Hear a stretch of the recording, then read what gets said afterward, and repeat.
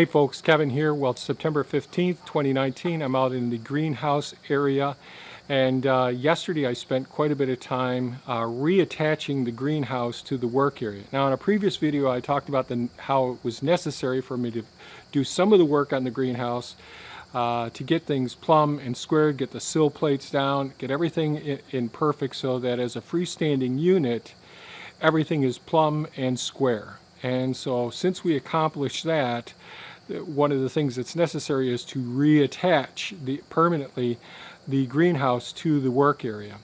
So yesterday, or the day before yesterday, I picked up some pressure treated 2x8 by 10 foot boards and needed 4 of those.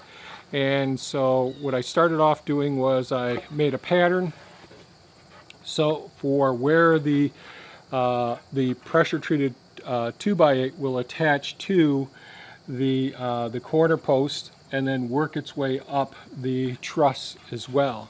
So I made a couple of patterns. I made this pattern and then I cut the end of 2 of the pressure treated boards and then went ahead and used some very long star-headed wood screws that could go through 1.5 inches of the pressure treated 2x8, go through 5/8 of an inch of the pressure treated of the textured 111, the siding that's there, then go through 3 inches of polyisoconurate, which is a rigid foam insulation board which completely envelops it, and then sink a good 3 inches into the 2x6 I-beams that are inside of the wall structure of the work area.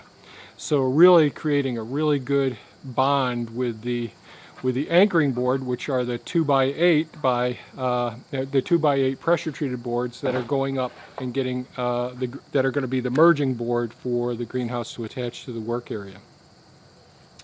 One of the things I think that's so important that I'm learning throughout life is trying to video document, or at least photographically document, all of the things that you're doing when you anticipate, geez, 10 years from now, 20 years from now, I'm going to have to do some repairs. How well am I going to remember how everything's attached, where the screws are, where the bolts are, so on and so forth, where are the areas that are prone to leakages as well. So whenever you're attaching one structure to another structure, there's a point of stress there. And that's a place where we can look for leaks occurring in the future. And I don't want to be using compounds that can that are more elastic and malleable, that potentially can create a real mess when you go to do a renovation, like you might use on some roofing jobs.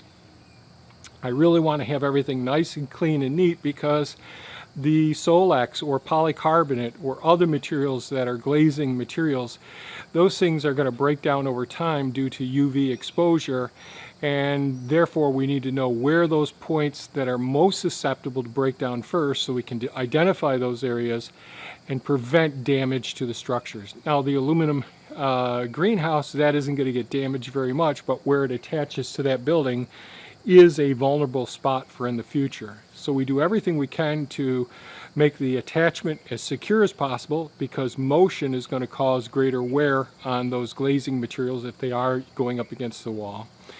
And we want to make it so it's clean and easy to replace in the future.